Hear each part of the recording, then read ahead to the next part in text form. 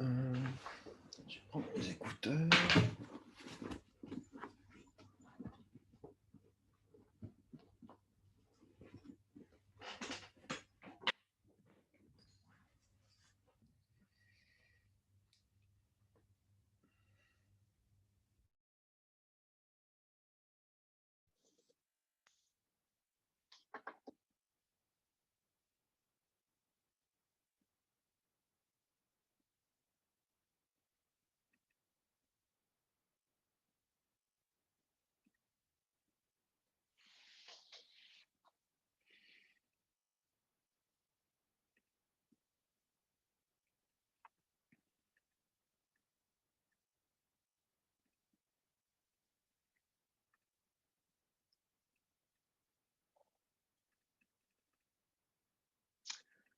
Alors. Ah, je vois que ça commence à arriver. Bonjour tout le monde.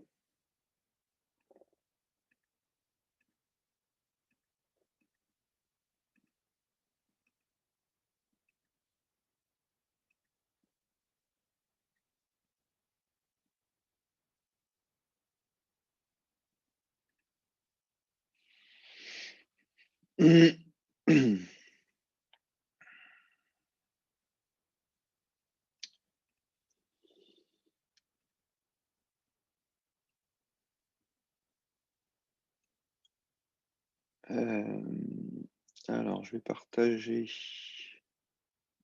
la présentation.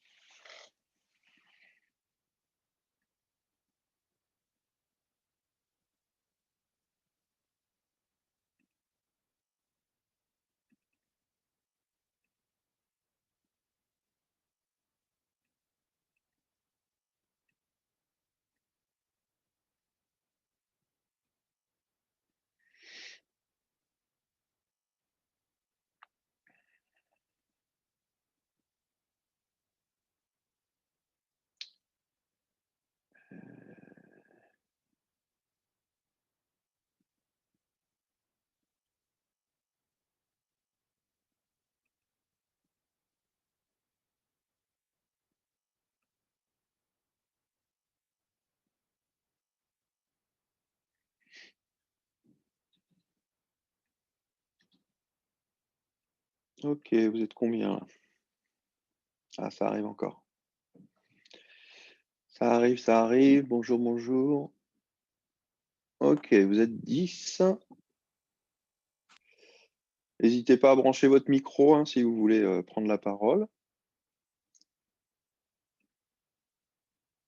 Je vais lancer le mode présentation. Bonjour monsieur. Bonjour. Monsieur, s'il vous plaît, j'ai des questions sur le cours passé. Sur le cours précédent? Oui, monsieur. D'accord. Ok. Bon, monsieur, en fait, Je vous écoute. ok. Dans la partie milieu riche et milieu pauvre en NOx. En ox, ouais. Alors, bon, en fait, ce que j'avais appris, c'est que les NOx sont destructeurs d'ozone. Mais dans le cours, on a dit que lorsque la bâtie est riche en NOx, c'est-à-dire il y a production d'ozone, et lorsque il y a pauvreté en NOx, il y a destruction d'ozone. Donc là, je n'ai pas bien compris, puisque d'origine, les NOx sont destructeurs de la couche d'ozone. Les NOx sont. Alors, c'est pas la couche d'ozone, attention. Hein. L'ozone, pardon. Ouais, là, on parle de l'ozone troposphérique. Hein, donc, c'est plutôt dans les épisodes. Oups, j'ai arrêté le diaporama. C'est plutôt ce qu'on appelle dans les épisodes de pollution, en fait. Okay. Donc, ce qu'on a vu, c'est que. Donc, je reviens effectivement au transparent, là. Hop. Donc, effectivement, quand on a. Je vais peut-être le remettre en plein écran. Quand on a un milieu qui est riche en NOx, ça a tendance, par les processus d'oxydation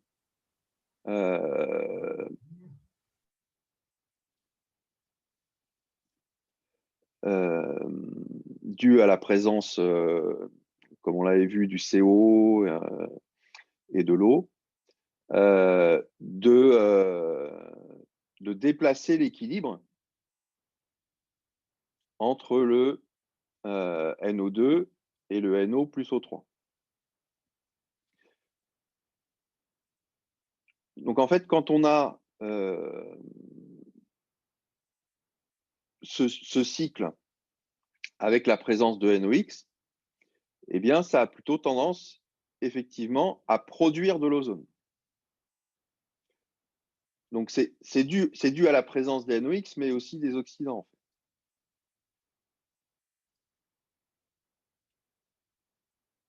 Ok, monsieur. Monsieur, dans ce cas, est-ce qu'on peut dire que le protoxyde d'azote fait partie de NOx? Le protoxyde d'azote, Le gaz alors, hilarant. il n'est pas directement dans les NOx parce qu'en fait, il se décompose rapidement en NO, NO2. Ok. Ok, monsieur. Il n'est pas lui-même réactif, en fait. Si je reviens plus en amont, effectivement,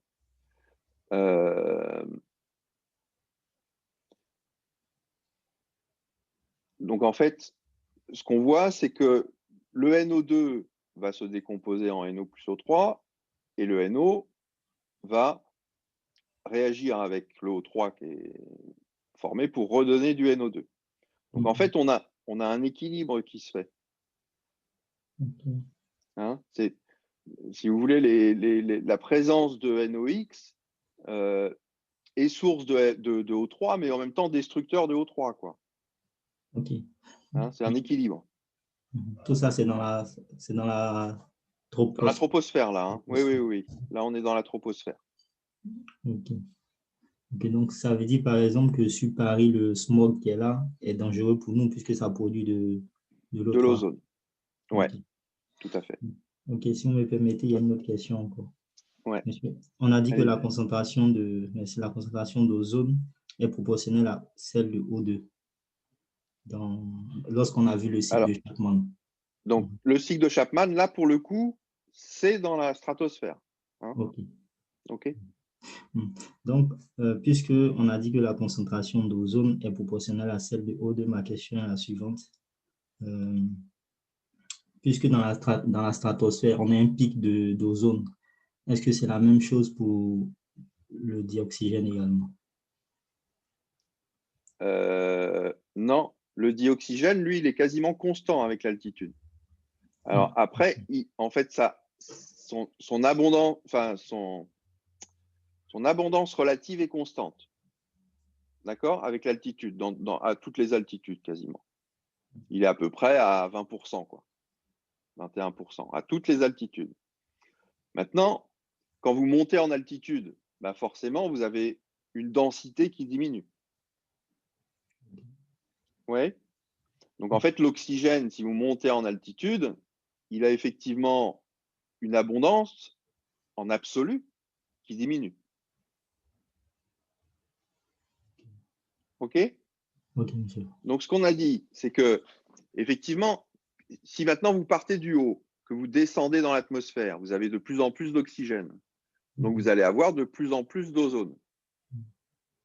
OK? Ok.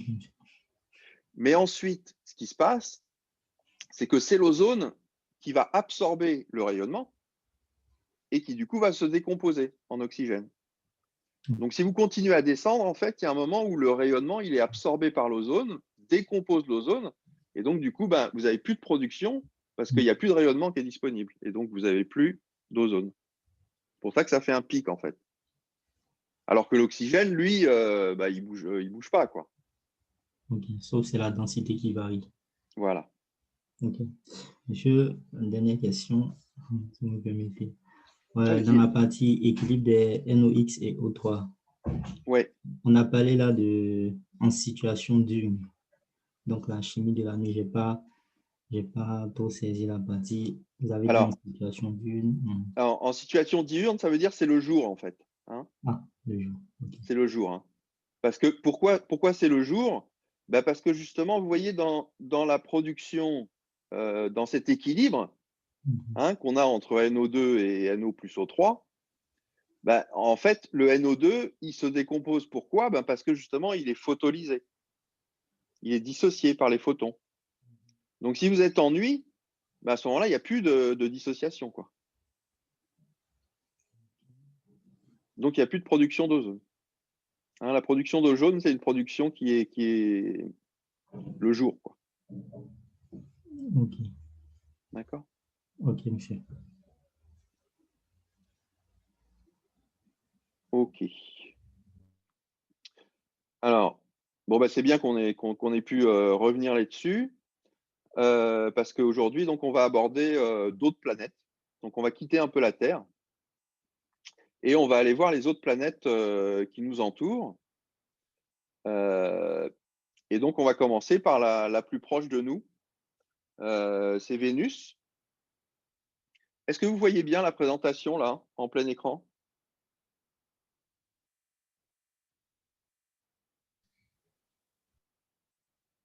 Oui? Non? Vous voyez la présentation ou pas? Oui, monsieur. 5 sur 5. Ah, le partage est en pause. Ah oui, mais sauf que le partage est en pause. C'est ce qu'il me dit. Ok, donc là, il y a eu un petit problème. Alors, il faut que je reprenne. Voilà. Ça va là? J'ai pas la conversation, alors je peux. Ah, si, c'est là. Oui, monsieur, c'est bon. Oui, c'est bon? Ouais. Oui, oui. Ok. Ok. Donc aujourd'hui, on va parler de Vénus pour le début du cours, puis on verra si on a le temps de finir. On attaquera Mars. Je vous rappelle qu'il nous reste 3 cours en fait hein, aujourd'hui. La semaine prochaine, il n'y en a pas, parce que vous êtes en TP, je crois. Alors, je ne sais pas très bien comment ça se passe avec le confinement. Mais... et donc, on aura un cours la semaine d'après. Et puis ensuite, c'est Nicolas Frey qui prendra le relais. Et nous, on aura un dernier cours qui sera en janvier.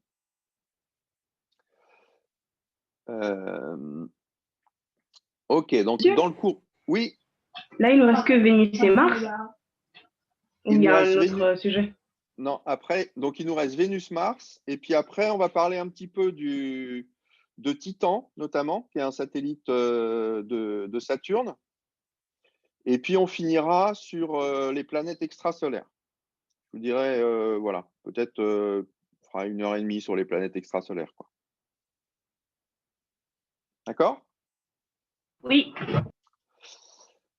Ok. Alors, donc, bah ici, vous avez 2 images, en fait, une de la Terre, une de Vénus, qui ont été mises à l'échelle. Hein. Donc, ce que vous voyez déjà, rien qu'en regardant ces images, hein, qui sont des photos prises par des satellites qui sont soit envoyés en orbite autour de la Terre, soit qui ont été envoyés en orbite autour de Vénus, bah, vous voyez que en fait, la taille finalement de ces 2 planètes est très similaire. Hein. On le voit ici sur le tableau de droite. En fait, la taille de la Terre, si on met à 1 la taille de la Terre, Vénus, c'est 0,95 fois, ouais, 0,95 fois la taille de la Terre. Hein, donc, à 5% près, c'est quasiment la même taille que la Terre. On voit aussi que la masse est très similaire. Hein. Ça veut dire que si la taille et la masse sont similaires, ben que la densité, finalement, est aussi quasiment la Terre, la même que sur Terre. Hein. Donc ça donne une indication déjà sur le fait que ben, ces 2 planètes-là se ressemblent beaucoup en termes de caractéristiques globales. C'est pour ça que souvent on appelle Vénus la jumelle de la Terre. Hein, c'est 2 planètes qui se sont formées pour donner des planètes très similaires, avec des tailles tout à fait comparables et des densités aussi comparables. Alors, ce qui va changer par contre, c'est que Vénus se trouve plus proche du Soleil. Hein. Vénus se trouve à, si la distance de la Terre au Soleil, si on l'exprime en unité astronomique, hein, donc la Terre est à une unité astronomique du Soleil, ça représente 150 millions de kilomètres. Vénus, elle se trouve à 0,7 unités astronomiques du Soleil, 0,72 exactement. Donc ça veut dire 30% plus proche du Soleil. Alors, si vous vous souvenez sur ce qu'on avait dit sur la variation de l'éclairement d'un corps, quand on s'éloigne du Soleil, cet éclairement, il diminue comme le carré de la distance. Donc, ça veut dire que si on fait cette opération-là pour Vénus et la Terre, comme Vénus, c'est à 0,7 à peu près unité astronomique du Soleil, si vous faites 0,7 au carré, ça va vous faire à peu près 0,5. Et donc, ça veut dire que Vénus, en fait, il reçoit 2 fois plus de rayonnement solaire que la Terre. Hein. Autrement dit, même si ces planètes sont très similaires, eh bien, elles ont eu certainement une histoire différente du fait de leur éclairement qui est différent. Donc, on a ici une planète, Vénus, qui a un éclairement qui est beaucoup plus important que celui qu'on peut avoir sur Terre.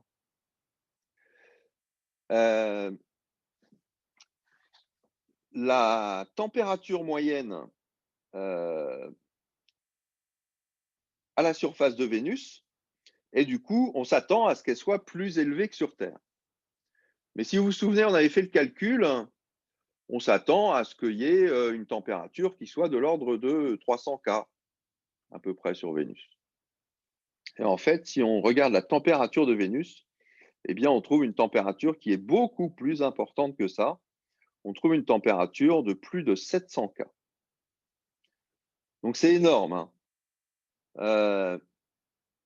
Cette température-là, hein, elle ne peut pas être expliquée simplement par le fait qu'il y a un éclairement qui soit plus important.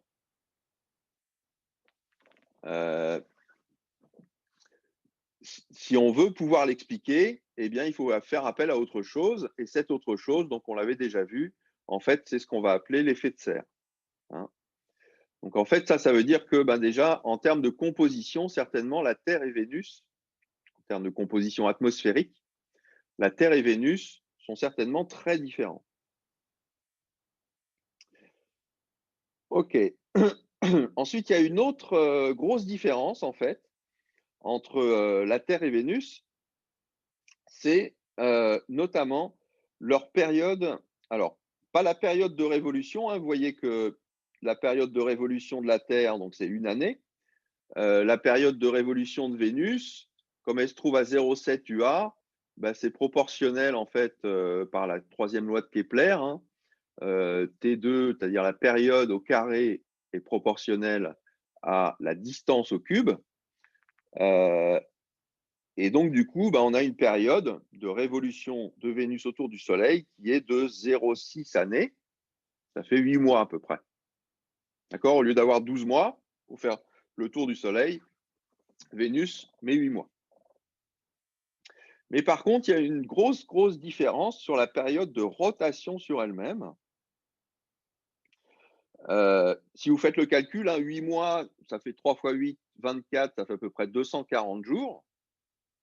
Eh bien, en fait, Vénus a une période de rotation sur elle-même qui est de 247 jours. Donc ça veut dire quoi? Ça veut dire qu'en fait, quand Vénus fait un tour du Soleil, eh bien, quasiment, elle fait un tour sur elle-même. Autrement dit, Vénus présente quasiment tout le temps la même face au Soleil. D'accord? Un peu comme la Lune autour de la Terre. Hein, la Lune autour de la Terre, eh bien, on voit toujours la même face de la Lune. C'est-à-dire que la Lune, elle met 28 jours à faire le tour de la Terre et elle fait un tour sur elle-même aussi en à peu près 28 jours. Eh bien, c'est la même chose pour Vénus. Vénus, elle tourne très lentement sur elle-même et en fait, elle tourne quasiment à la même vitesse qu'elle tourne autour du Soleil, sur elle-même. OK. Donc, voilà pour les caractéristiques principales. Donc, c'est une planète tellurique, hein, Vénus, comme la Terre et comme Mars, qu'on verra après. Ce sont des planètes qui sont proches du Soleil, assez petites par rapport aux autres types de planètes qu'on verra plus tard, qui sont les géantes, les planètes géantes, Jupiter, Saturne, Uranus, Neptune. Elles ont une surface qui est une surface solide, hein, comme la Terre. Vénus aussi a une surface solide. On verra que Mars aussi a une surface solide. Et elles sont faites principalement de roches et de métaux, notamment du fer. Donc ça, c'est ce qui explique leur densité, qui est de l'ordre de 5,5 grammes par centimètre cube. Donc une densité assez élevée. OK, voilà pour les caractéristiques principales. Alors maintenant, si on regarde Vénus dans le visible, c'est l'image que je vous avais montée précédemment. Donc c'est une image qui avait été faite il y a très longtemps, hein, déjà. C'est les premières sondes spatiales qui ont été envoyées dans l'espace, en fait, ont été envoyées vers Vénus parce que c'était la planète la plus proche de nous, en fait, hein. Et donc, c'est les sondes Mariner, et notamment Mariner 10, donc, a pu ramener cette image. Donc ça, c'est une image qu'on prend dans le visible, en fait. Hein, si vous regardez Vénus dans le visible, c'est une image faite en 1975, hein, mais ça n'a pas beaucoup évolué depuis. Vous en verrez d'autres par la suite, hein, je vous en montrerai d'autres, mais dans le visible, en fait, quand on regarde Vénus, ce qu'on voit, en fait, on ne voit rien. Il y a une espèce de voile qui entoure toute l'atmosphère, hein, ou plutôt l'atmosphère qui entoure Vénus est une atmosphère qui est opaque, c'est-à-dire que le rayonnement visible ne traverse pas l'atmosphère pour aller jusqu'au sol et nous revenir, il est bloqué dans l'atmosphère. En fait, ce blocage du rayonnement, il est valable dans le visible, mais il va être aussi valable dans l'ultraviolet. Donc vous avez ici sur la gauche une image qui a été prise par le Hubble Space Telescope, donc plus récemment, en 1995. Et on voit effectivement que dans le domaine ultraviolet, on voit des espèces de structures atmosphériques, hein, des espèces de bandes, comme des nuages, qu'on voit aussi dans le visible, et on ne voit pas la surface. Alors bon, ça c'est vrai aussi sur Terre, hein, c'est-à-dire que sur Terre, si vous regardez dans le domaine du rayonnement ultraviolet, vous ne verrez pas la surface parce que tout le rayonnement est bloqué dans les hautes altitudes. Et notamment, la couche d'ozone va bloquer une grande partie du rayonnement. Si vous allez dans le domaine infrarouge, là encore, l'atmosphère de Vénus est assez opaque, même très opaque. En fait, il n'y a que quelques fenêtres dans le spectre infrarouge où le rayonnement va pouvoir pénétrer plus profondément dans l'atmosphère, mais il n'atteint jamais le sol. En fait, pour pouvoir faire une image du sol de Vénus, il a fallu aller dans des rayonnements de plus grande longueur d'onde, qui sont les rayonnements radio. Donc ça, c'est ce qui a été fait dans les années 90, notamment avec la sonde Magellan, sur lequel il y avait un radar qui a permis de faire de l'imagerie de la surface de Vénus. Donc ça, c'est l'image que vous avez à droite. Ça, c'est une image qui n'est pas faite ni dans le visible, ni dans l'UV, ni dans l'infrarouge, mais dans le domaine radio, à l'aide d'un radar, parce que le rayonnement dans le domaine radio interagit assez peu avec les gaz et peut donc pénétrer jusqu'à la surface pour être réfléchi par cette surface. Et donc, ce qu'on voit sur cette surface, c'est que, en fait, on a assez peu de cratères sur la surface. Si vous compariez cette image-là avec celle de la Lune, par exemple, quand vous voyez la Lune, vous avez en fait plein de ronds à la surface de la Lune, hein, qui sont des cratères, c'est-à-dire, en fait, il y a des météorites qui tombent sur le sol et qui creusent le sol, qui fait des trous. Sur Vénus, en fait, on ne voit pas ça. Hein, il n'y a pas de cratères importants. Par contre, ce qu'on voit aussi, c'est qu'à certains endroits, on a des structures, et ces structures, on peut les associer en fait à des volcans. Donc, on va avoir des espèces de volcans, on va avoir des vallées, on va avoir des montagnes. Donc, on a une structure à la surface de Vénus qui est une structure assez accidentée, mais sans cratère. Donc, sans cratère, ça veut dire que, en fait, ça veut dire que la surface a été remodifiée depuis le début de son existence. Hein. On a eu un renouvellement de la surface qui s'est fait. Donc, ça veut dire que ce qu'on peut imaginer, c'est qu'effectivement, s'il y a des volcans, il y a eu un moment où ces volcans étaient actifs, peut-être ils le sont encore aujourd'hui, on en dira un mot à la fin, mais en tout cas, ces volcans ont resurfacé la surface de Vénus. Ok, donc par contre, à la surface de Vénus, hein, on n'observe pas d'étendue d'eau liquide, comme on pourrait observer à la surface de la Terre. Finalement, ça, on le comprend assez bien parce que si on regarde la température, hein, vu les températures qu'il y a à la surface de Vénus, plus de 500 degrés, enfin, on va dire à peu près 500 degrés, à cette température-là, l'eau ne peut pas être liquide, même aux pressions qui sont de 90 bars. Ok, alors regardons un petit peu maintenant, plus précisément, donc cette atmosphère de Vénus. Quelles sont ses caractéristiques? Donc ici, je vous ai reporté donc, des mesures qui ont été faites par les sondes Magellan, qui étaient en orbite autour de la planète et qui ont pu mesurer les profils de pression en fonction de l'altitude et les profils de température en fonction de l'altitude. Alors, comme vous le voyez, les mesures ici, elles ne vont pas jusqu'au sol, hein, simplement parce que l'atmosphère est trop opaque en dessous et donc on ne peut pas avoir les mesures directement. À partir d'une sonde, comme les sondes Magellan, hein, qui étaient des sondes en orbite autour de la planète,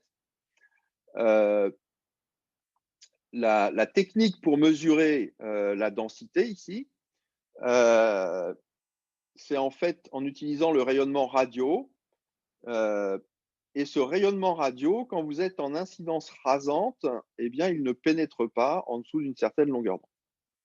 Enfin, en dessous d'une certaine altitude. Donc bon, on va regarder donc ce profil de pression et de température en fonction de l'altitude. Alors, qu'est-ce qu'on voit? On voit qu'ici, donc, on part d'une altitude qui est de l'ordre de 35 km et on peut voir que la pression est déjà de plusieurs dizaines de bars. Hein, ici, si vous prenez le premier point qu'on a ici, on est à peu près à quelque chose qui est de l'ordre de 50 bars à 35 km. Et puis ensuite, donc, quand on monte en altitude, on voit que cette pression diminue, hein, pour atteindre des pressions qui sont inférieures au millibars à une altitude de 80 km. Ok, ça c'est pour la pression. Donc on a une pression qui diminue avec l'altitude, hein, c'est un peu comme ce qu'on a sur Terre. Simplement, ici, ce qu'on voit, c'est que cette pression, elle est beaucoup plus importante que celle qu'on peut avoir sur Terre. Si on regarde la température maintenant, alors ici, si on se resitue à cette altitude de 35 km à peu près, vous voyez que la température à 35 km, elle est déjà de 450 degrés K.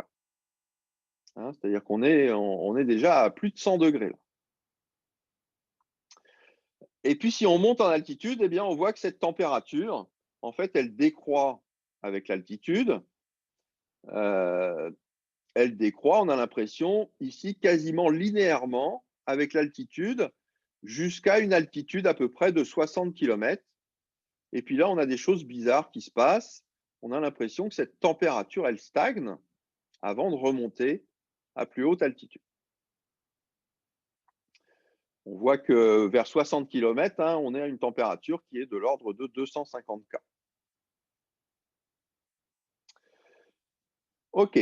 Alors, compte tenu de ce qu'on sait sur les atmosphères, ou de ce que vous savez maintenant sur les atmosphères, il y a quelque chose qu'on peut essayer de calculer, c'est effectivement ce gradient de température, comment il se situe par rapport au gradient adiabatique.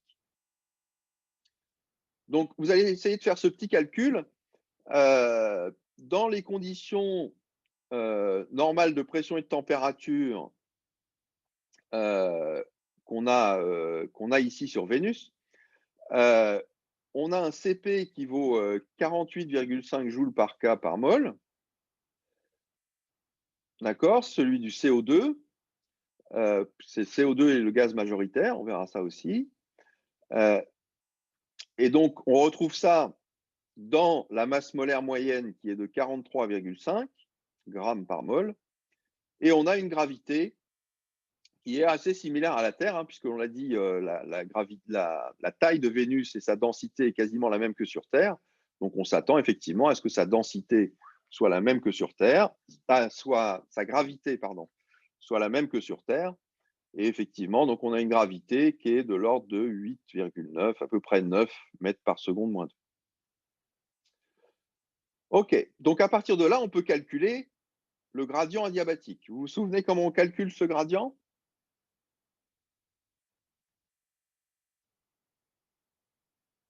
Comment est-ce qu'on calcule le gradient adiabatique? Alpha T sur CP, je crois. Alors, c'est CP sur mg, en fait. Ah.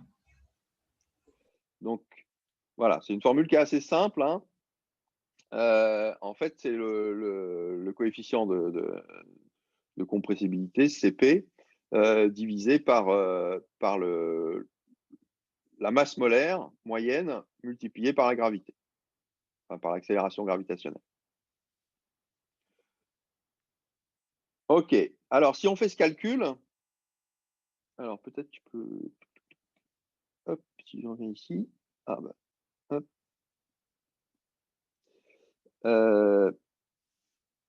Donc si on fait ce calcul, donc on va avoir quoi? Donc le gamma là.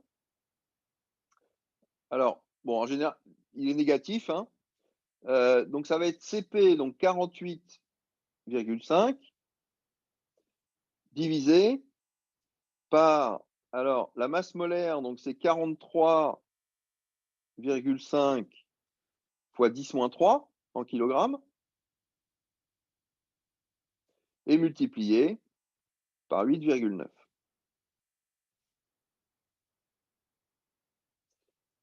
OK, ça nous fait combien?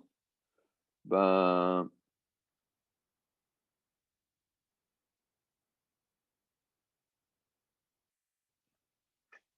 ça nous fait combien ça? 48. 125,85. 125? Non. Ah bon? 123, moi, je trouve. Combien? Je trouve 123,9.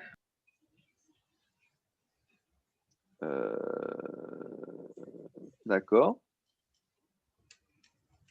Oh. Je me suis trompée, j'ai oublié le 0,5. Je trouve comme lui 125. C'est qui, Peter? OK, 125. Et du coup, c'est quoi l'unité là?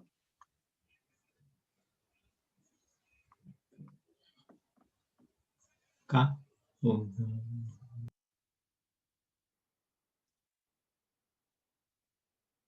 Alors, ça serait quoi? 125. Ah non, mais c'est l'inverse.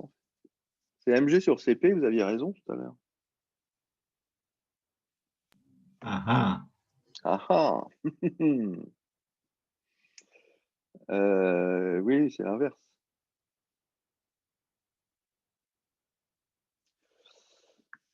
C'est l'inverse, tout à fait. Sinon, ça ne marche pas au niveau des unités. Parce que qu'est-ce qu'on cherche là? C'est un gradient de température, d'accord?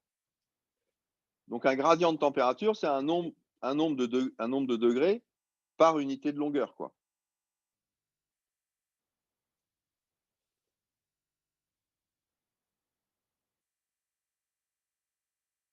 OK. Non, Donc, ça fait 7,98, 10-3 Kelvin. alors, 7,98, 10-3. Alors, Kelvin, mais c'est des Kelvin par, donc ici, on a mis en mètres. Ouais.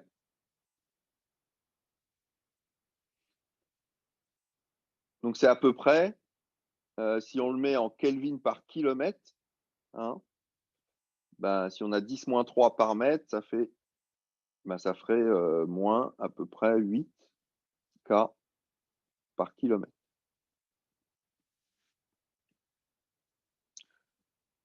OK?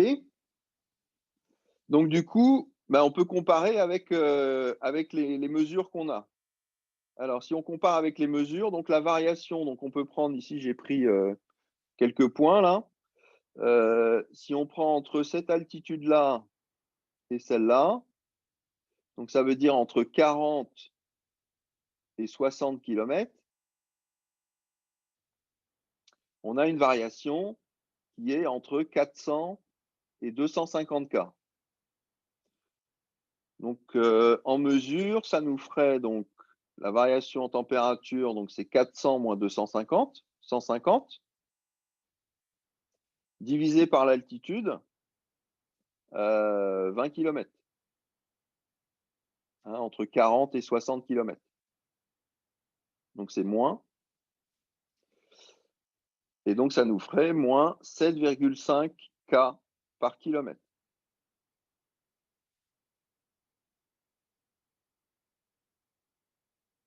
OK? Ça, c'est ce qu'on obtient si on compare aux mesures.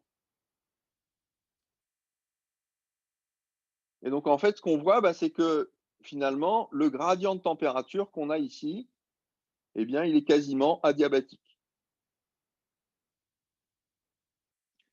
OK? Donc ça, c'est pas comme sur Terre, hein. Si vous vous souvenez, sur Terre, on avait trouvé un gradient de température donc qui était à peu près du même ordre de grandeur, hein, que ici sur Vénus, pour le gradient adiabatique, de l'ordre de 8 K par kilomètre.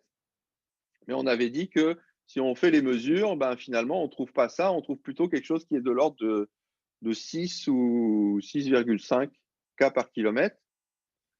Et que ça, ben, c'était dû certainement à des changements de phase, notamment à cause de la présence d'eau dans l'atmosphère, qui pouvait condenser. Ici, sur Vénus, ce n'est pas le cas, hein. Sur Vénus, donc en fait, la température ici est tellement élevée que ben, on ne va pas avoir de changement de phase, au moins dans cette région-là.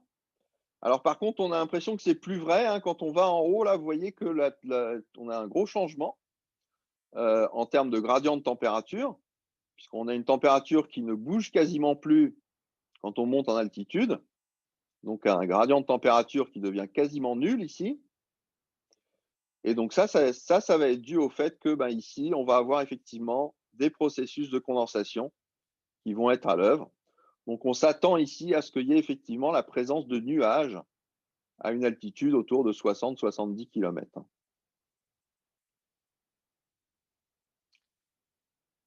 OK?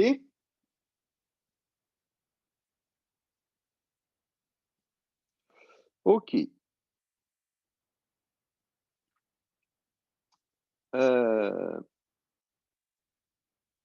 Alors, si on regarde maintenant Vénus dans le domaine infrarouge, donc on va pouvoir observer un certain nombre de caractéristiques. Ici, donc, ce qu'on a, c'est des mesures de température de brillance. Donc, je vous rappelle, hein, la température de brillance, c'est la température où on a une profondeur optique dans le domaine, bah, ici infrarouge, égale à 1.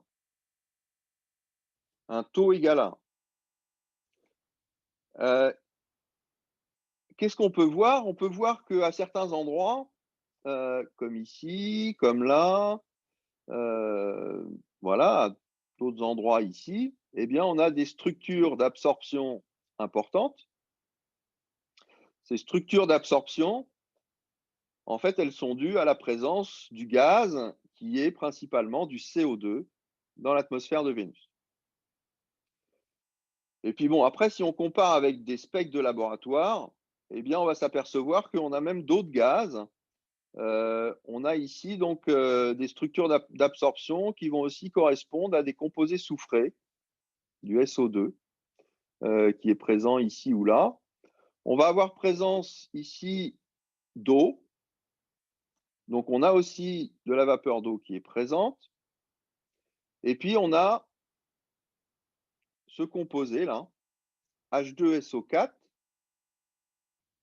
donc de l'acide sulfurique. Et en fait, on peut montrer que cet acide sulfurique, en fait, il est sous forme liquide et pas gazeuse. Et donc, on a dans l'atmosphère, eh bien, condensation d'acide sulfurique. Alors, on peut aussi essayer de regarder à des endroits où il n'y a pas d'absorption. Donc, ça va être le cas quand, entre les bandes. Ici, c'est ce qui est indiqué par ces flèches noires là. Là où on a les flèches noires, en fait, en haut, là, c'est des endroits où on est en dehors de bandes d'absorption. Et donc, si maintenant on fait une visée au limbe et qu'on regarde en fonction de la latitude, la variation de ces températures de brillance là, en fonction de la latitude, eh bien, on va s'apercevoir ici que, en fait, on a, pour ces longueurs d'onde où on n'a pas d'absorption, eh bien, on a quand même une variation ici. Et en fait, cette variation, elle est due à la présence de nuages à ces altitudes. Donc, en fait, ce qu'on sonde ici, à ces longueurs d'onde-là, eh bien, c'est le haut du nuage, c'est-à-dire qu'on ne pénètre pas en dessous d'une certaine couche nuageuse.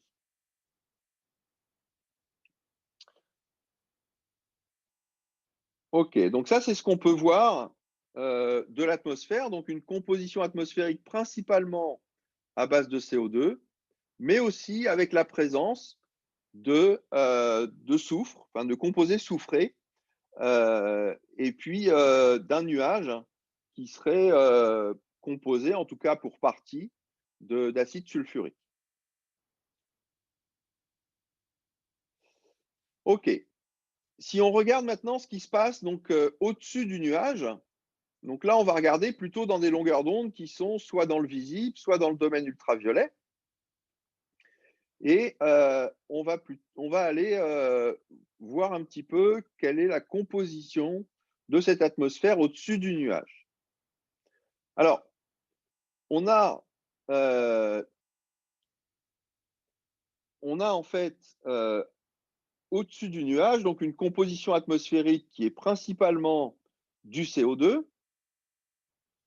Et ce CO2, ben, au-dessus du nuage, il va être soumis au rayonnement qui est présent, et donc il va pouvoir se dissocier et former du CO. Donc selon cette première réaction, hein, qui est CO2 plus des photons, va se dissocier en CO plus O. Et puis on observe aussi du SO2. Hein, on l'a vu dans la diapo précédente, on a du SO2, et du coup, l'oxygène qui est produit par dissociation de CO2 va pouvoir réagir avec le SO2 pour donner du SO3. Et ce SO3, eh bien, si on a présence d'eau, eh bien, c'est là qu'on va pouvoir former ce H2SO4. Il manque un 2 ici. C'est H2SO4. Donc, on pense que c'est par ce cycle de réaction qu'à haute altitude, ici, eh bien, on va pouvoir former de l'acide sulfurique. Et en fait, compte tenu des propriétés thermodynamiques de l'acide sulfurique, eh bien, aux températures où on est ici, vers 250 K, eh bien, cet acide sulfurique va condenser. Alors, pour le moment, on n'a pas trouvé de H2SO4 sous forme gazeuse, mais certainement qu'il y a présence aussi d'H2SO4 sous forme gazeuse, hein, puisqu'il y a un équilibre qui va se faire entre la phase gazeuse et la phase liquide. Mais on pense que certainement ce H2SO4 sous forme gazeuse, il est trop peu abondant pour que l'on puisse l'observer. Alors, ce qu'on observe bien, par contre, donc, c'est des profils de SO2 ici, en fonction de l'altitude, qui sont quasiment constants. Et puis, ben, quand on monte en altitude, en fait, on dissocie aussi le SO2, hein, et donc on va obtenir du SO. on voit aussi que le CO a tendance à augmenter quand on est à haute altitude. Et donc, cette augmentation, elle vient corroborer cette dissociation du CO2 à haute altitude.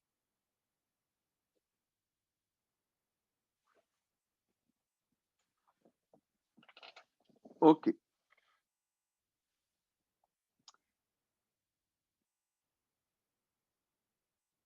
Alors, qu'est-ce qu'on a comme autre composé dans la haute atmosphère? Donc, on a dit on avait de l'eau, hein. Donc, on a pu mesurer des profils d'abondance en eau. On a un profil d'abondance en eau ici qui est quasiment vertical, hein. On a quasiment la même quantité d'eau partout. Ça, c'est dû à la température, hein, qui est suffisamment haute pour que toute l'eau soit sous forme gazeuse. Mais il y a quelque chose qui est intéressant, c'est que, en fait, on observe aussi de ce qu'on appelle l'eau lourde, c'est-à-dire, en fait, c'est l'eau sous sa forme deutérée. C'est-à-dire, au lieu d'avoir 2 hydrogènes, un oxygène, on a un seul hydrogène, du deutérium et un oxygène. Et on peut déterminer aussi ici donc l'abondance de cette eau lourde, c'est-à-dire cette eau deutérée. Et à partir de ces mesures-là, eh bien, on peut faire un rapport entre, eh bien, justement, la quantité d'eau deutérée sur la quantité d'eau classique. Et on a un rapport qui, ici, est de l'ordre de à peu près 10%, ce qui est énorme. C'est un rapport qui est très, très important. Hein, si on compare avec la Terre, on a un rapport entre justement le deutérium et l'hydrogène qui est de 10-4, 1,5 10-4. Ici, on est à un rapport qui est 150 fois plus grand. Enfin, plutôt, oui, il est 150 fois plus faible sur Terre. Donc ça veut dire qu'en fait, l'atmosphère, elle est très, très enrichie en deutérium. Alors, de ces mesures-là, en fait, on peut se poser la question de comment il est possible qu'on ait un tel enrichissement de l'atmosphère en deutérium. Alors pour ça, on peut revenir à ce qu'on avait vu. Vous vous souvenez que, donc ici, on est en haut de l'atmosphère, hein. Qu'est-ce qui se passe en haut de l'atmosphère? Eh bien, on a de l'échappement. Hein, on a un échappement thermique. Et cet échappement, qu'est-ce qu'il fait? Il va faire que les gaz les plus lourds vont s'échapper. Vous vous souvenez, hein, ça varie. Plus la masse est petite, plus l'échappement est grand. Inversement, plus la masse est grande, plus l'échappement est petit. Et donc, ici, ce qu'on suppose, c'est qu'il y a eu un très fort échappement, en fait, en hydrogène, et que du coup, au cours du temps, eh bien, on a accumulé du deutérium dans l'atmosphère. Ou dit autrement, cette abondance très importante de deutérium dans l'atmosphère de Vénus est la signature d'un échappement important d'hydrogène de son atmosphère. Donc, s'il y a échappement d'hydrogène, hein, eh bien, ça va conduire finalement à la perte d'eau dans l'atmosphère de Vénus. OK. On observe aussi d'autres composés, hein, assez particuliers comme de l'acide chlorhydrique ou de l'acide fluorhydrique, qui sont des composés très, très acides, qui sont présents et qu'on suppose provenir de la basse atmosphère, qu'on va voir après. Si vous vous souvenez, ces atomes de chlore, par exemple, eh bien, ils vont avoir une influence sur la chimie, puisqu'ils sont capables de catalyser des cycles de réaction dans la haute atmosphère. Ok, donc on voit déjà une atmosphère vraiment très très différente de ce qu'on peut avoir sur Terre. On a une atmosphère principalement de CO2 avec de l'eau qui est en abondance pas très importante, hein, c'est de l'ordre du ppm, mais donc assez peu abondante et avec des signatures de processus d'échappement très importants. Et puis la présence, comme on l'a vu à la diapo précédente, de ces composés soufrés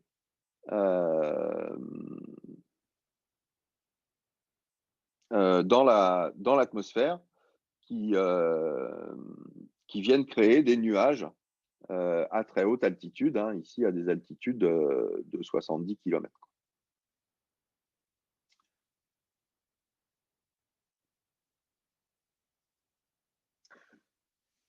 Ok, alors comme je vous le disais aussi, donc Vénus est assez particulier parce qu'en fait, sa rotation sur elle-même est très lente.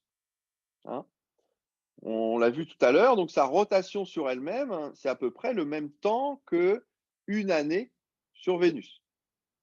Ou autrement dit, Vénus présente quasiment toujours la même face au Soleil. Ou dit encore autrement, il y a sur Vénus un côté où il fait toujours jour et un côté où il fait toujours nuit. Donc ça a longtemps compliqué un peu les choses parce que, en fait, du côté jour, c'est éclairé par le soleil, donc on est capable d'analyser le rayonnement qui est renvoyé par le soleil. Mais du côté nuit, il n'y a pas de soleil, c'est la nuit, donc qu'est-ce qu'on peut observer?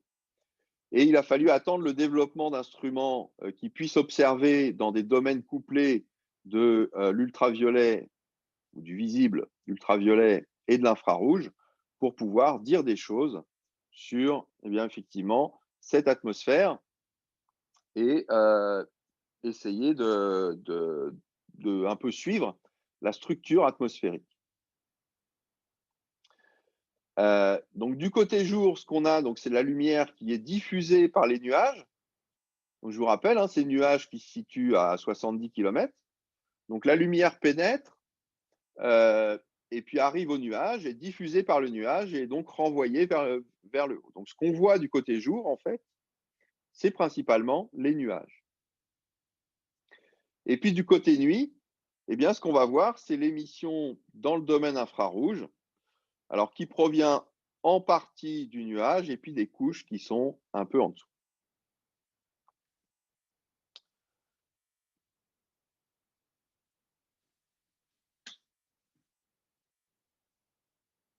Ok. Alors, ce qu'on a identifié avec le suivi justement de ces nuages, c'est qu'il y a sur Vénus, en fait, un système de dynamique de l'atmosphère qui est très, très particulier. On a pu observer notamment des vents à très grande vitesse. Vous avez ici, sur la gauche, donc la mesure de vents qui ont pu être faits, notamment par des sondes qui ont plongé dans l'atmosphère et qui montrent que, en fait, au niveau du sol, donc on a quasiment pas de mouvement de l'atmosphère, mais que par contre, quand on monte en altitude, on va avoir des vents qui vont atteindre des vitesses jusqu'à 100 mètres par seconde. C'est-à-dire avec des vents qui sont de plus de 350 km/h. Donc ça, c'est vraiment une particularité de l'atmosphère de Vénus, des vents de très, très grande intensité. Et ces vents de très grande intensité, en fait, ils sont créés par la configuration particulière de Vénus.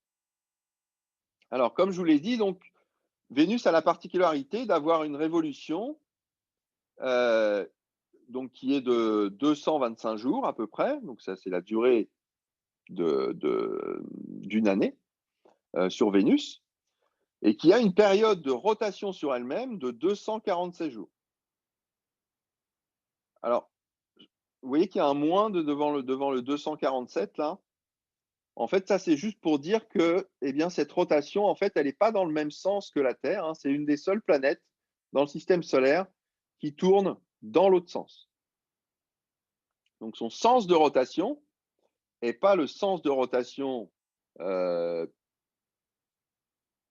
qui serait anti-horaire, c'est-à-dire par rapport, qui n'est pas dans le même sens que la rotation de la Terre sur son orbite, enfin, ou de la planète sur son orbite, elle est inversée.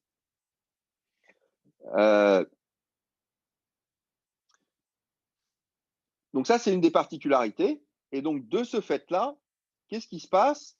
Eh bien, on a un côté où il fait toujours jour, d'accord? Du côté qui fait face au Soleil, ici, il fait toujours jour. Et de l'autre côté, eh bien, il fait toujours nuit.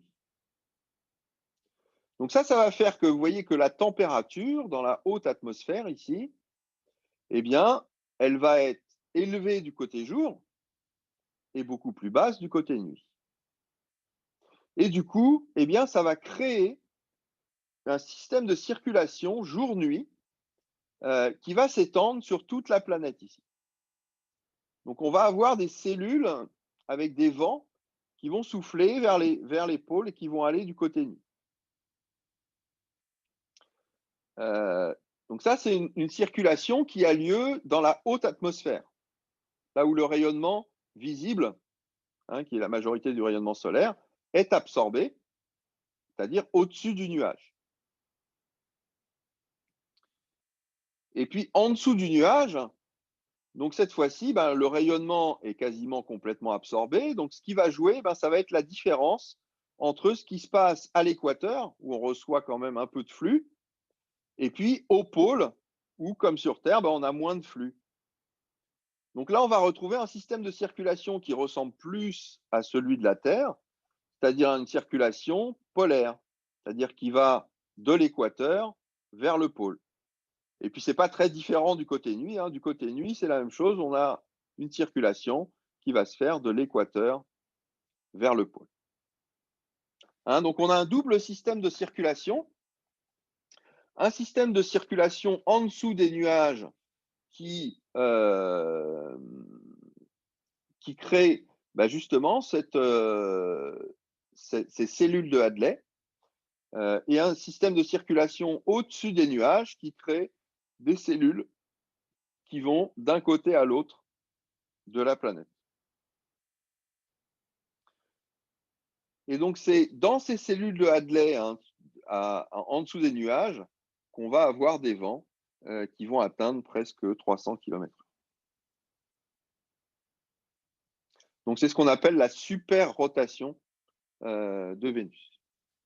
Super-rotation parce que, en fait, elle tourne très, très lentement sur elle-même, mais par contre, les vents sont très, très importants.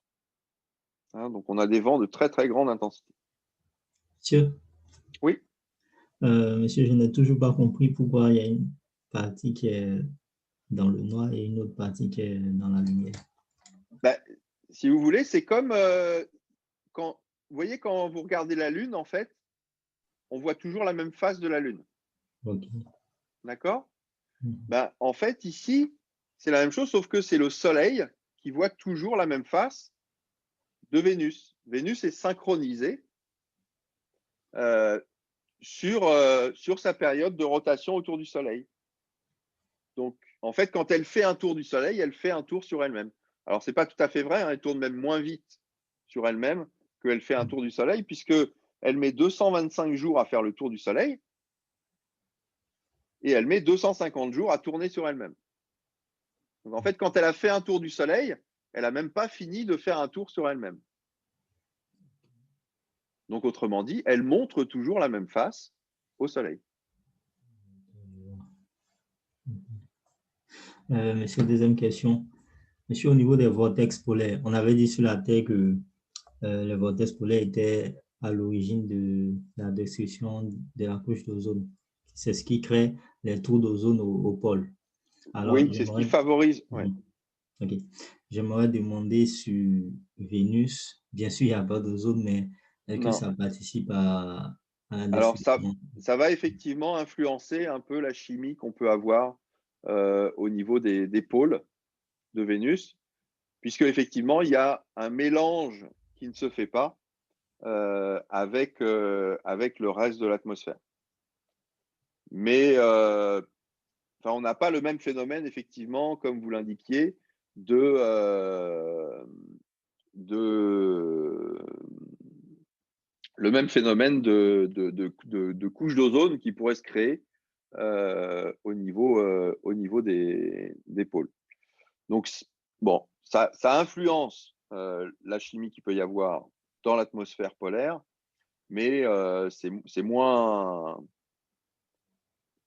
important que ce qu'on peut avoir sur Terre. Mais il faut en tenir compte effectivement quand on fait les modèles d'atmosphère de Vénus. Ok. Merci, monsieur.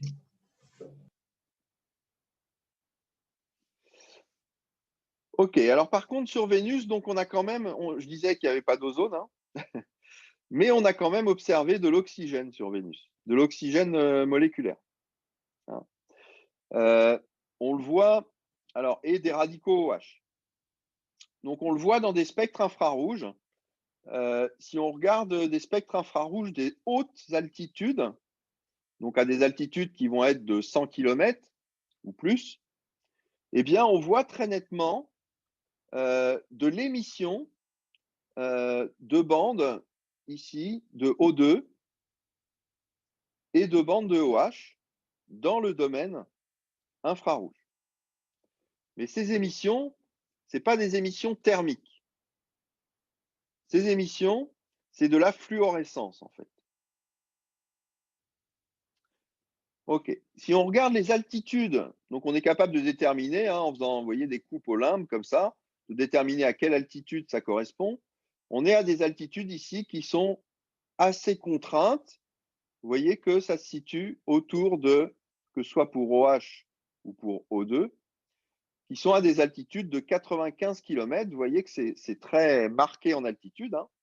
C'est entre 90 et 100 km, et vraiment sur une très faible bande d'altitude. Donc, ça a longtemps éveillé la curiosité. On se demandait, mais comment se fait-il qu'il puisse y avoir à ces altitudes-là des pics d'émission comme ça. Et ces pics d'émission, en fait, on les observe du côté nuit. Et donc, bon, on a un peu regardé comment se passait la chimie et comment se passait la dynamique. Et donc, en faisant des études physico-chimiques comme ça, on s'est aperçu que, l'explication qu'on a réussi qui est convaincante, qu'on a réussi à donner de ces émissions, c'est que en fait, ces émissions, par exemple pour l'oxygène moléculaire, proviennent d'atomes d'oxygène qui se recombinent. Et en se recombinant, ces atomes d'oxygène, ils donnent naissance à de l'oxygène moléculaire dans un état excité. Et c'est en se désexcitant que cet oxygène moléculaire va pouvoir émettre ces bandes de fluorescence dans le domaine infrarouge. Mais alors, du coup, comment ça se passe? Parce qu'on est du côté nuit. Hein. Donc, du côté nuit, il n'y a pas de rayonnement pour créer de l'oxygène atomique. Sauf que ce qu'il ne faut pas oublier, c'est que, on a ce système de circulation particulier que je vous ai indiqué ici, qui est que du fait qu'on présente toujours la même face au Soleil, en fait, on a cette circulation à haute altitude qui amène de l'air du côté jour vers le côté nuit. Et donc, en faisant des modèles physico-chimiques qui prennent en compte cette circulation, on a pu effectivement modéliser le fait que, donc, du côté jour, on a du rayonnement ultraviolet qui arrive, qui va dissocier le CO2 en CO plus O, et ces atomes d'oxygène ici, ils vont pouvoir être transportés pour se retrouver ici du côté nuit, et du côté nuit se recombiner pour pouvoir expliquer ces émissions de fluorescence dans le domaine infrarouge. Donc, alors ces émissions de fluorescence, hein, ça ressemble un petit peu, si vous voulez, à ce qu'on peut voir sur Terre au niveau des pôles. C'est ce qu'on appelle les aurores boréales, hein, vous vous souvenez? Ces aurores boréales sur Terre, ils sont dus à l'interaction avec le vent solaire. Eh bien ici, c'est pas la même chose, hein, c'est pas une interaction avec le vent solaire qu'on a, mais c'est un phénomène de transport couplé à de la photodissociation dans le domaine ultraviolet. Donc c'est la photodissociation du CO2 qui crée du CO plus des atomes d'oxygène. Ces atomes d'oxygène sont transportés du côté nuit, peuvent se recombiner pour former ces espèces d'aurores polaires du côté nuit. Pardon. Voilà, donc ça c'est un des phénomènes particuliers qui se passe dans la haute atmosphère de Vénus, qui ne se passe pas sur Terre.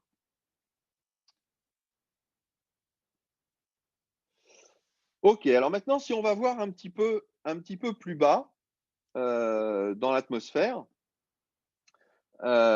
donc on peut éventuellement sonder en dessous des nuages. En effet, il y a certaines bandes infrarouges, comme ici par exemple la bande à 2 microns, eh bien, qui peut pénétrer en dessous des nuages. Tout ça parce que, en fait, l'acide sulfurique est assez peu absorbant à des longueurs d'onde qui sont inférieures à 2 microns, 2,5 microns. Donc, si le nuage absorbe pas le rayonnement, à ce moment-là, le rayonnement peut pénétrer en dessous du nuage et puis ensuite être diffusé pour que l'on puisse voir eh bien, ce rayonnement quand on regarde de l'extérieur. Donc, en fait, on va pouvoir observer l'émission de la plus basse atmosphère. Donc, c'est les spectres que vous avez ici, hein. En bas, c'est le spectre observé dans ce domaine infrarouge, hein. On est autour de 2 microns. Et puis en haut, c'est la manière dont on peut modéliser ce spectre. Et donc, on voit sur ce spectre eh bien, un certain nombre de composés, du CO, de l'eau, de l'acide fluorhydrique et du SO2 et un composé qui est OCS. Donc, on voit tous ces composés et on va être capable de déterminer quelle est leur abondance. Donc ça permet d'aller regarder eh bien, la chimie qui se passe dans la basse atmosphère.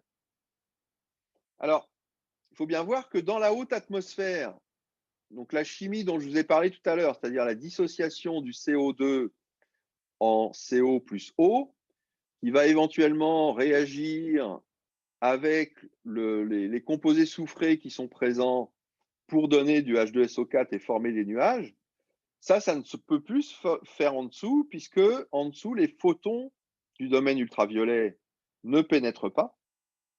Et donc, en fait, dans la basse atmosphère, c'est principalement une chimie à l'équilibre thermodynamique, c'est-à-dire due aux équilibres à cause de la température, qui vont avoir lieu. Alors, à l'aide de ces mesures infrarouges, donc on a pu déterminer ici, juste en dessous du nuage, quelle était la composition. Et donc, on a pu, comme ça, eh bien, déterminer qu'on avait principalement du CO2. Alors, on sait aussi qu'il y a de l'azote. On ne l'observe pas dans le domaine infrarouge. On a du SO2, de l'eau, mais vous voyez que les quantités ici, c'est quelques centaines, voire quelques dizaines de ppm. Composé qui vient après, c'est du OCS. Puis ensuite, on a un peu de CO. et puis après des composés HCl et HF, avec quelques ppb de NO. Ok, donc étant donné les conditions ici qu'on a dans la basse atmosphère, hein, c'est-à-dire des très hautes températures et des très hautes pressions, eh bien en fait, on va avoir ici une chimie à l'équilibre thermodynamique qui va réguler en fait cette abondance des différents composés. Et donc, on peut faire des modèles dans lesquels on rentre une certaine quantité de CO2, une certaine abondance de soufre, d'oxygène, d'hydrogène, de carbone, éventuellement de chlore, de fluor, etc. Et puis, on regarde en fait quelles sont les abondances qu'on va avoir à l'équilibre, compte tenu des conditions de pression et de température. Alors, ce qu'on voit, ce qui va se passer en dessous du nuage, eh bien, c'est qu'en dessous du nuage, on va avoir une décomposition en fait de l'acide sulfurique. L'acide sulfurique, donc, qui est dans le nuage, là, au-dessus de 60 km, eh bien, quand on atteint des altitudes de l'ordre de 30-40 km, on est à des pressions qui sont de plusieurs bars, voire dizaines de bars, et à des températures qui sont de l'ordre de 400 degrés, 300-400 degrés. Et donc, on va décomposer ce H2SO4 en SO3 et en eau. Et puis ensuite, donc, on va avoir une réaction de ce SO3 avec OCS qui va former du SO2 et puis des composés soufrés comme le S2, voire d'autres composés soufrés plus lourds, et puis du CO. Donc, on peut mettre ça sous forme d'équation, hein. C'est-à-dire que le H2SO4 va réagir avec l'OCS pour se décomposer en eau, SO2, S2, CO et CO2. Donc, on a vraiment une chimie particulière, hein, qui est dans la très basse atmosphère, avec beaucoup de composés soufrés, hein, une atmosphère très, très soufrée, un peu d'eau, du CO et puis quelques autres composés comme HCl et HF. Ok, il faut bien voir que cette atmosphère ici, elle est aussi en contact avec le sol. Et donc, il va aussi se passer des choses au niveau du sol. Alors, voilà un petit peu comment on peut faire un petit schéma de la chimie dans l'atmosphère de Vénus. Alors, on a deux parties en fait à cette chimie. On a une partie qui implique tout ce qui est composé de type CO, CO2. Et puis, on a toute une partie qui est une chimie en fait de composés soufrés. Alors, comme on l'a vu, donc dans la haute atmosphère, on va avoir cette dissociation de CO2 en CO qui va créer des atomes d'oxygène qui vont pouvoir ici réagir, enfin faire qu'on va avoir une réaction de SO2 qui va pouvoir produire H2SO4 et former ces nuages de H2SO4 condensés. Et puis ce H2SO4, quand il arrive à haute température, ici, il va pouvoir se décomposer pour recréer du SO2 dans la basse atmosphère cette fois-ci. SO2 qui va réagir en fait avec les carbonates qui sont constituants du sol ici pour échanger en fait et capter le SO2 de l'atmosphère pour former des composés de type CaSO4. Et puis après, on pense aussi donc qu'il y a une forte proportion de, de composés ferreux qui sont soufrés et qui vont réinjecter dans l'atmosphère aussi du soufre. Et donc, on pense qu'il y a aussi une proportion importante de composés soufrés qui vont pouvoir se former dans l'atmosphère.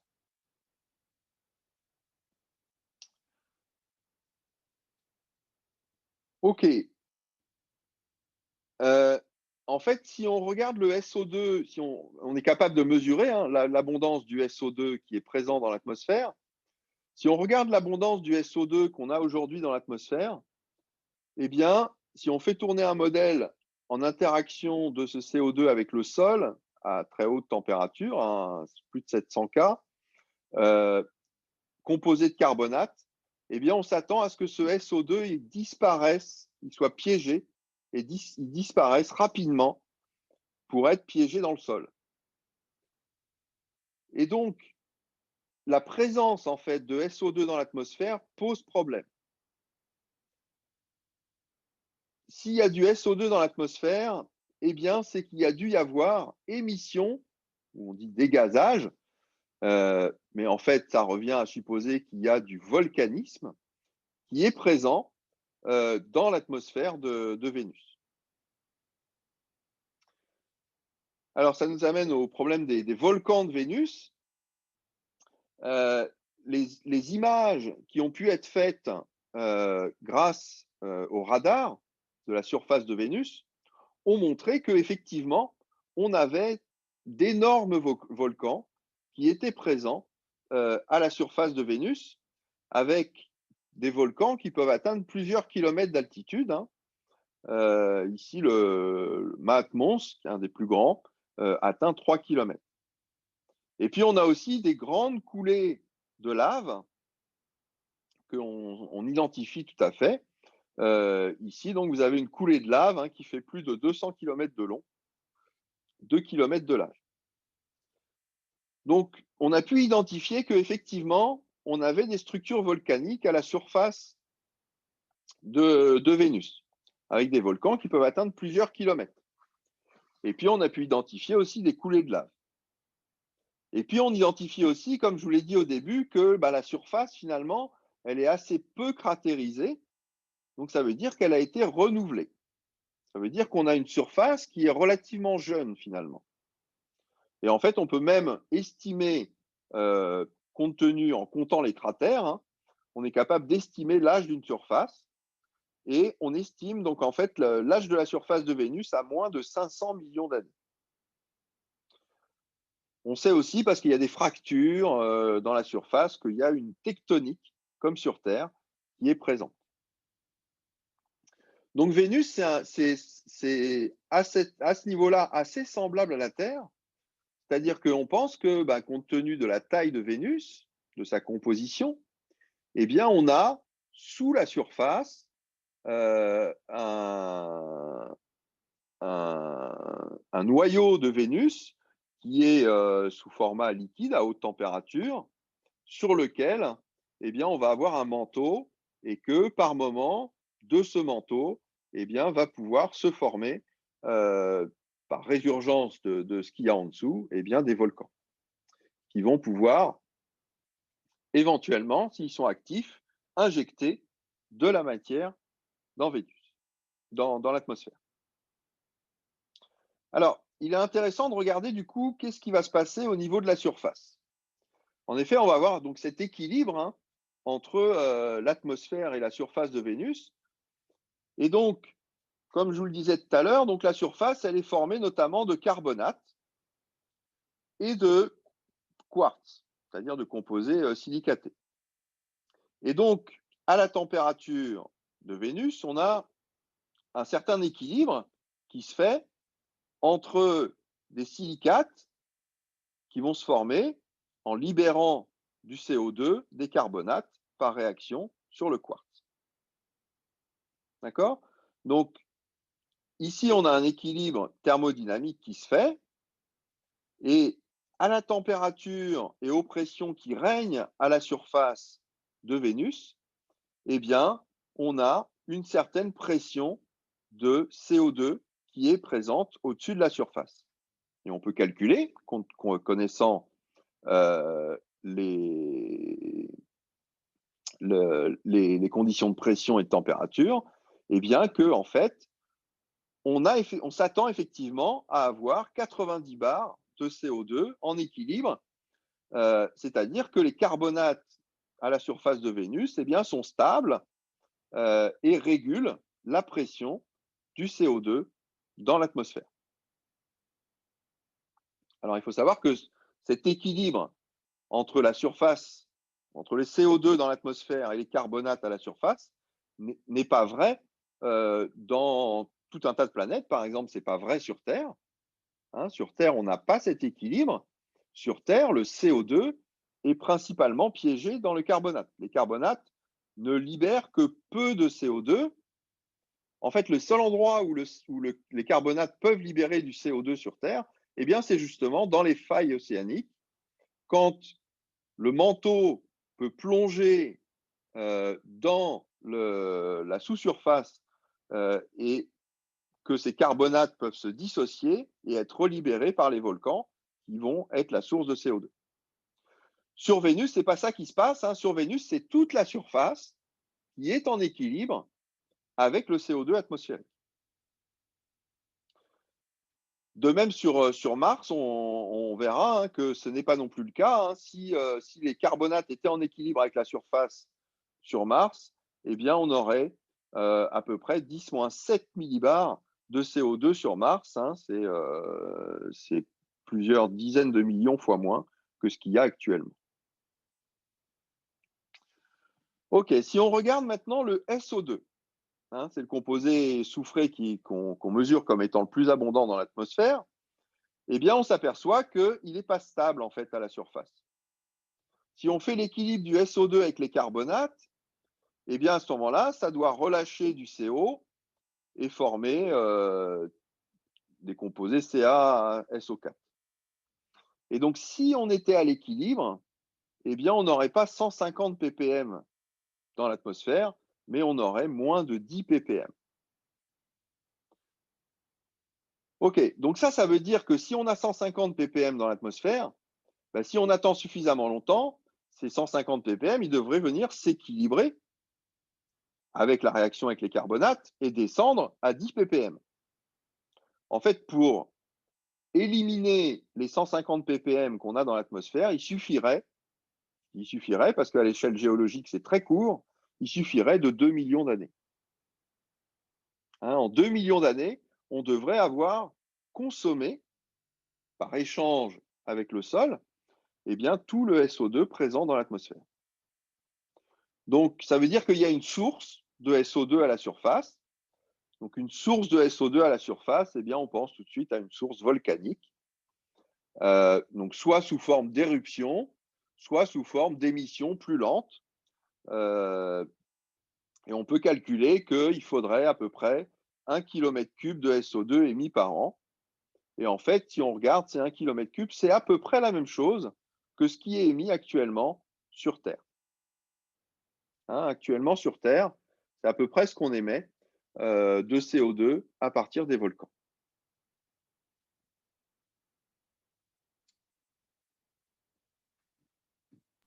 OK, Monsieur, oui, s'il vous plaît, monsieur, à partir de, c'est-à-dire la partie noire de Vénus, la partie où il fait perpétuellement nuit, puisque le oui, Soleil n'y pénètre pas, est-ce qu'il n'y a pas de formation de glace, de glace?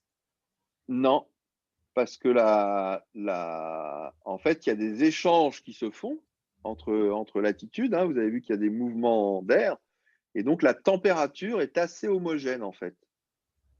Okay. Alors, pas tout à fait, hein, puisqu'on a des pôles qui sont un peu plus froids que l'équateur, mais entre le jour et la nuit, en dessous des nuages, en fait, on n'est pas régulé par le flux solaire qui vient de l'extérieur, mais on est régulé par l'effet de serre qui est créé par l'émission et le piégeage du rayonnement infrarouge par les 90 bars de CO2. Ok. D'accord? Ok, monsieur. Donc, en fait, ça fait qu'effectivement, il y a un fort contraste, si vous voulez, dans la haute atmosphère, entre le côté jour et le côté nuit.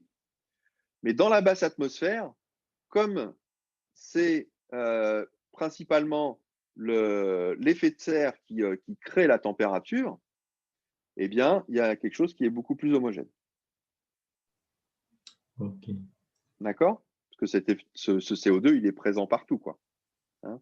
Donc, le rayonnement qui est émis par le sol et qui est réémis par l'atmosphère qui est au-dessus vers le sol, enfin, ce piégeage du rayonnement thermique, eh bien, il est à peu près le même partout, en fait. Ok, monsieur. D'accord? D'accord, monsieur. Ok, alors, bon, la question qui reste en fait sur Vénus, hein, notamment, c'est de savoir est-ce qu'il y a du volcanisme actif actuellement. Alors, en fait, on a quelques indices. On a réussi à avoir quelques indices d'activité volcanique, mais ça reste à confirmer. Alors, je vous donne deux indices, deux mesures qui ont permis de dire que très certainement il y avait du volcanisme. La première, c'est le suivi du SO2. Donc, on a pu faire des mesures de SO2 au cours du temps, hein, vous voyez, depuis les années 80. On a fait des mesures de SO2 dans l'atmosphère. Donc, on fait des mesures juste au-dessus du nuage, hein, à 70 km, et on observe en fait que le SO2, il a décru au cours du temps. Donc, on partait dans les années 80 d'abondance qui était plutôt de l'ordre de 300 ppb. Et dans les années 95, on trouvait quelque chose qui était inférieur à 50 ppb. Je vais peut-être avoir un problème de son. Je vais repasser. Dans mon... Vous m'entendez? Oui, Oui, d'accord. Oui, Ok. Donc en fait, ça, c'était des mesures donc, qui ont été faites pendant 15 ans. Et donc, on a pu observer effectivement cette décroissance du SO2 dans la haute atmosphère. Et puis, il y a eu un trou, c'est-à-dire qu'il n'y a pas de missions qui ont été envoyées, donc on n'a pas pu faire de mesures pendant une dizaine d'années. Et puis, quand on a repris, dans les années 2005, 2008, on a renvoyé une mission qui s'est remise en orbite et qui a pu observer pendant plus de 5 ans. Et on a réobservé de nouveau une décroissance du SO2. Donc on est reparti avec des taux qui étaient plutôt de l'ordre de 400 ppb et on réobserve une diminution de ce taux au cours des années. Donc en fait, ça c'est un indice pour dire que, OK, il y a quelque chose qui varie quand même. Le SO2 dans l'atmosphère, ce n'est pas toujours le même. Hein. Le SO2 dans l'atmosphère, il varie au cours du temps. Alors maintenant, ce n'est pas non plus une preuve directe hein, que cette variation de SO2, elle est due à du volcanisme. Parce qu'on n'observe pas de sursaut,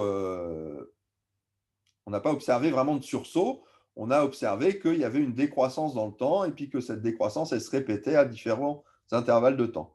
Mais il pourrait y avoir d'autres processus qui éventuellement expliquent ça, des processus saisonniers. Donc, c'est un indice, mais ce n'est pas une preuve encore. Alors, on a eu une preuve un peu plus forte en 2008, donc quand on a eu cette mission Vénus Express qui a été mise en orbite, qui a pu faire des mesures donc dans des fenêtres infrarouges, hein, on observe la surface et puis on voit l'émission de surface. Donc on a des endroits à la surface où ça émet plus de rayonnement infrarouge qu'à d'autres. Et puis à un certain moment, on a pu observer une très grosse émission ici de rayonnement infrarouge. Cette variation sur quelques jours du rayonnement infrarouge, eh bien, on ne sait pas l'expliquer par un processus autre que, eh bien, peut-être qu'il y a eu une activité volcanique, donc un point chaud qui s'est créé ici, qui ferait que, ben, effectivement, il y a de la matière qui provient du sous-sol de Vénus qui sort, du coup, qui va émettre plus de rayonnement à ce moment-là. Mais bon, on n'a pas, on a fait une observation comme celle-là, hein. On suppose que ça peut être dû effectivement à une éruption volcanique, mais pour l'instant, on n'en a pas la confirmation. Donc cette question du volcanisme sur Vénus, hein, c'est une question qui est toujours ouverte. On a des fortes présomptions que, comme sur Terre, effectivement, on a du volcanisme actif à la surface de Vénus, mais ben, les chercheurs, hein, aimeraient bien pouvoir envoyer une mission pour aller justement étudier plus spécifiquement cette problématique-là et apporter plus de preuves. Ok, pour terminer cette partie sur Vénus, là pour aujourd'hui, on va finir par un petit film. Je vous ai dit, hein, il y a ces... Ah zut, j'arrive pas à le lancer là. Il y a ces sondes qui ont été mis en orbite avec des radars. Et donc, ça a permis de faire des cartographies de Vénus. Je vais arrêter mon diaporama, s'il veut bien. Et donc, à partir de ces cartographies, eh bien, on a pu faire des petits films en reconstituant en 3D la surface de Vénus. Donc, voilà ce qu'on observe. Alors, si je le mets en plein écran, je ne sais pas si ça va s'arrêter ou pas. Ça s'est arrêté, zut. Ok. Alors, je vais essayer de faire autre chose. Je vais faire ça. Voilà. Et je vais réessayer de le lancer. Voilà. Voilà, donc ça, c'est des reconstitutions, en fait, en 3 dimensions. Monsieur, Oui, je vois pas, moi. vous voyez Je vois pas. pas le film. On ne voit rien, monsieur. Vous voyez pas le film? Ah, Non. alors attendez, je l'arrête. Qu'est-ce qui se passe? Non. Là, c'est bon. Ah, c'était bon là? Là, Oui. stop. Là, c'est toujours bon? Oui. Alors, je le relance. Je vais le remettre au début. Attendez. Est-ce que je peux? Ah, zut. Attendez. Je vais le relancer, du coup. Voilà. Donc, comme je vous le disais, hein, c'est le rayonnement, enfin, c'est les radars qui ont été, qui ont été mis en orbite, qui ont permis donc de faire une cartographie, en fait, de cette surface de Vénus. Et donc, ce que vous voyez là, ben, c'est un des volcans, avec, vous voyez bien, les coulées de lave, là, qui sont plus brillantes sur le signal radar, parce qu'elles sont plus lisses que le reste. On voit d'autres volcans, d'autres volcans ici, avec ces grandes coulées de lave qui sont observées à la surface, avec une surface qui est assez fracturée, hein, certainement due donc à une activité tectonique qui est présente. Et donc ces volcans, dont on ne sait pas aujourd'hui s'ils sont encore actifs, mais en tout cas qui ont été actifs, et que peut-être ils sont encore actifs aujourd'hui. Donc il faut imaginer quand même que la surface, là, on est à 90 bars, hein, et une température de 700 K, quoi. Une composition atmosphérique, donc principalement du CO2, et puis beaucoup de dioxyde de soufre. Voilà, quelques acides chlorhydriques et acides fluorhydriques. Donc c'est vraiment un environnement très très inhospitalier, hein.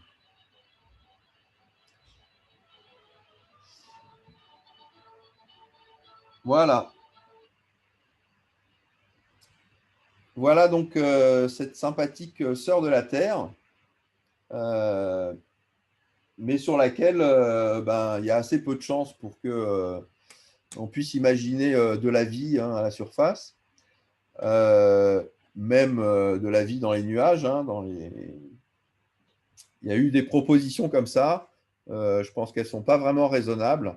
Il n'y a aucune chance pour qu'il y ait de la vie à la surface de Vénus, mais ça reste une planète intéressante, notamment parce que, en fait, si on extrapole la Terre et qu'on fait monter la température artificiellement sur la Terre, eh bien, on s'attend effectivement à ce que, du fait des carbonates présents sur Terre, eh bien, ces carbonates libèrent en montant en température. Donc, on a cet équilibre avec les carbonates qui va être décalé, et donc on va avoir une libération des carbonates qui vont libérer le CO2, et donc une augmentation de l'effet de serre. Et c'est ce qu'on appelle l'emballement de l'effet de serre. C'est ce qui pourrait nous pendronner à la surface de la Terre, et que la Terre finisse comme Vénus, complètement évaporée et à des températures faramineuses, quoi. Ok, on va faire une petite pause. D'accord? Ok.